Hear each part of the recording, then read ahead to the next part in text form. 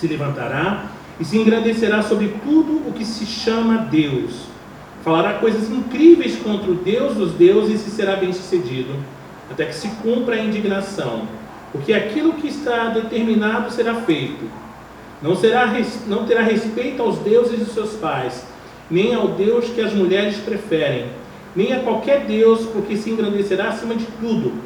Mas, em lugar dos deuses, honrará o Deus das fortalezas, a um Deus que os seus pais não conheceram.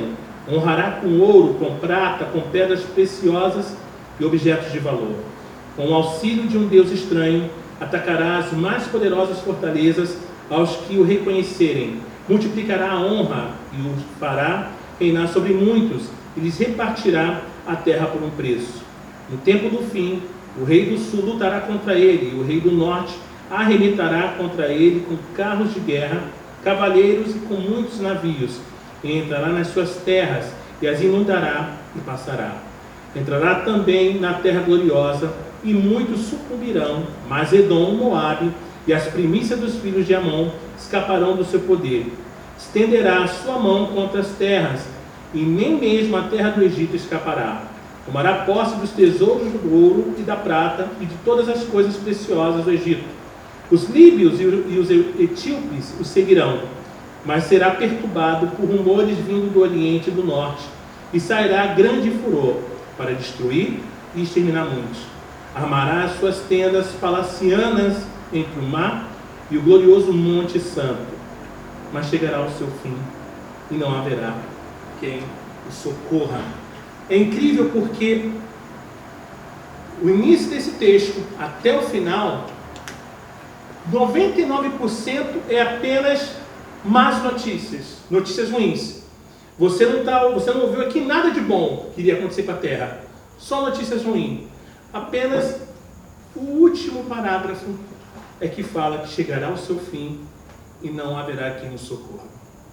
Será que conseguimos ter esperança quando são muitas as notícias ruins que vêm até nós? Antíoco, ele foi poderoso, capaz de fazer segundo a sua vontade, mas até certo ponto, irmãos. Mas durante o seu reinado, o poder dos romanos era muito maior que o seu, como sua retirada do Egito deixou claro para nós. Antíoco certamente via a si mesmo como um Deus. Seu apelido, Epifânio, significa Deus se manifestou. Mas assim fizeram muitos dos governantes antigos. Antíoco também ele abandonou o Deus que seus pais cultuavam, Apolo, e não mostrou nenhum respeito pelo desejo de mulheres, que é provavelmente uma referência ao culto do deus Adonis ou Dionísio, que era comum na terra do Egito. Ele podia assim ter tinha dado as costas, literalmente, às deidades tradicionais dos reis do norte e os reis do sul, em favor do culto a Zeus, um deus que remetia às forças militares. Mas ao mesmo tempo, ainda que alguns aspectos da linguagem de Daniel pareçam se encaixar em Antíoco, a passagem como um todo, irmãos, parece falar de um rei que verdadeiramente fará segundo a sua vontade, a saber, honrará o Deus das fortalezas e reinará sobre muitos. Mas existe uma mudança muito clara na linguagem de Daniel 11, tá? Que marcou, nesse momento, uma transição de Antíoco para o rei final. Talvez porque Antíoco seja um modelo com o qual comparar o governador final. E uma diferença muito marcante, irmãos, entre eles, contudo, está nos eventos que cercam a morte do rei, como lemos nos versos de 40 a 45, que não se encaixam no que sabemos sobre a morte de Antíoco. Ele encontrou seu fim durante uma campanha que foi relativamente pequena contra a Pérsia em 164 a.C., não entre o mar e Jerusalém, depois de uma grande e bem-sucedida campanha contra o Egito. Quando comparados com a precisão do cumprimento dos versos anteriores, de Daniel capítulo 11, esses versos eles parecem estar olhando para um grande cumprimento que ainda estava por vir. Já o Evangelho de São Mateus, capítulo 24, de modo muito semelhante, antecipa um cumprimento duplo, referindo-se tanto a eventos da queda de Jerusalém em 70 depois de Cristo, quanto a eventos que marcarão um fim de todas as coisas. A história não chegará à sua conclusão, pelo que parece, até que venha outro como antigo. Ou seja, problemas ainda virão.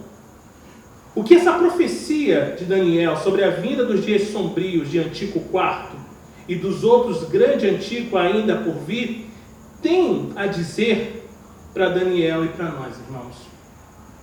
O objetivo dessa história é pôr nossa vida em perspectiva. Infelizmente, hoje nós olhamos e apreciamos todas as notícias ruins que estão aí fora. E os nossos corações eles ficam atemorizados.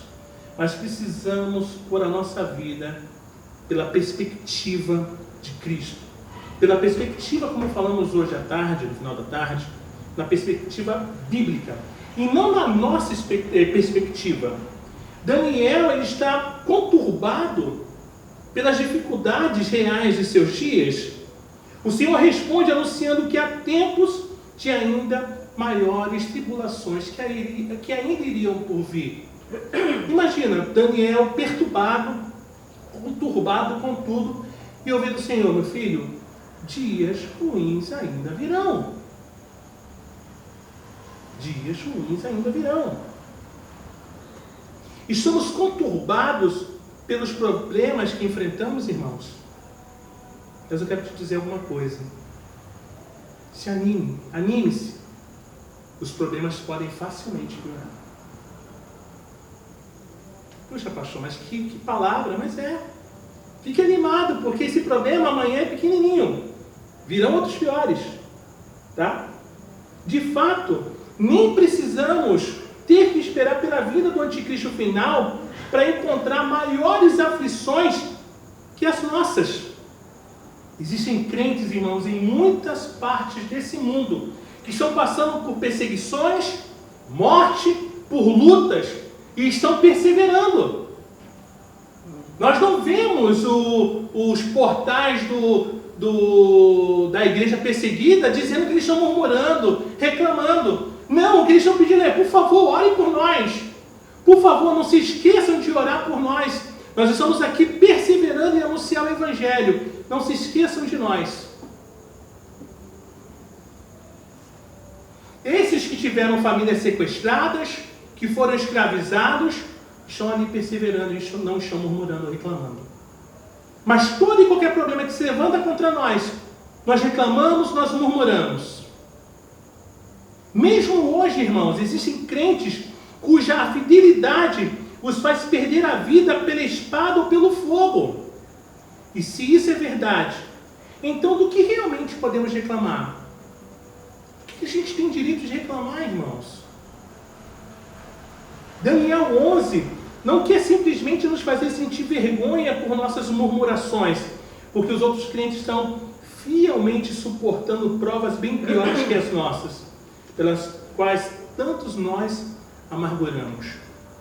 Daniel 11, irmão, ele quer também nos ensinar como viver fielmente no meio das piores tribulações possíveis. Lições que serão igualmente validadas no meio de tribulações bem menores.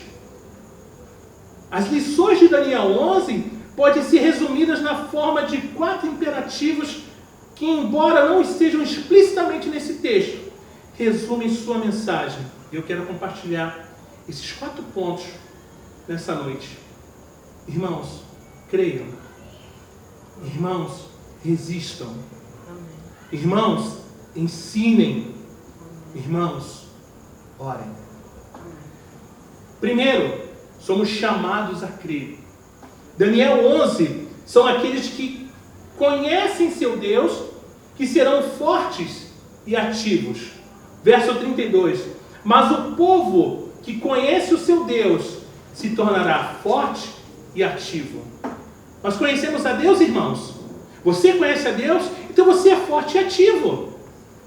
Por que as tribulações têm roubado de você a sua alegria, a sua paz?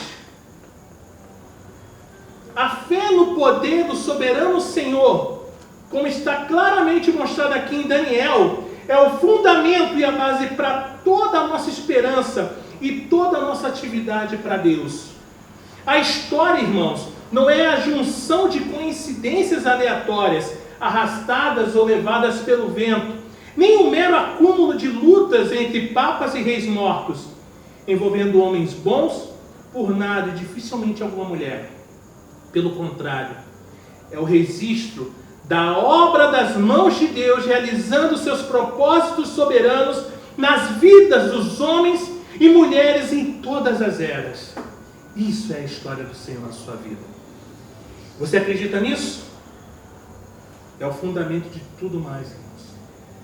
Segundo ponto, somos chamados para resistir fielmente, ainda que tenhamos que morrer. Nos dias de antigo, irmãos, alguns seriam seduzidos ou pressionados a abandonar a aliança e passar para o lado negro da força. Forças enviadas por ele profanarão o santuário e a fortaleza, acabarão com o sacrifício diário, estabelecendo a abominação desoladora. Verso 31. O poder, ele é atraente. O poder, ele atrai, o poder, ele seduz. Mas aqueles que conhecem a Deus resistem à sua sedução, mesmo que isso signifique sua morte. Versos 32 e 33. Deles sairão forças que profanarão o santuário e a fortaleza nossa, e tirarão o sacrifício diário, estabelecendo a abominação desoladora.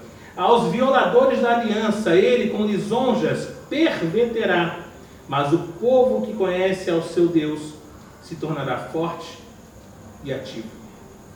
Algumas vezes, irmãos, obedecer a Deus vai significar uma vida de fidelidade em um ambiente hostil,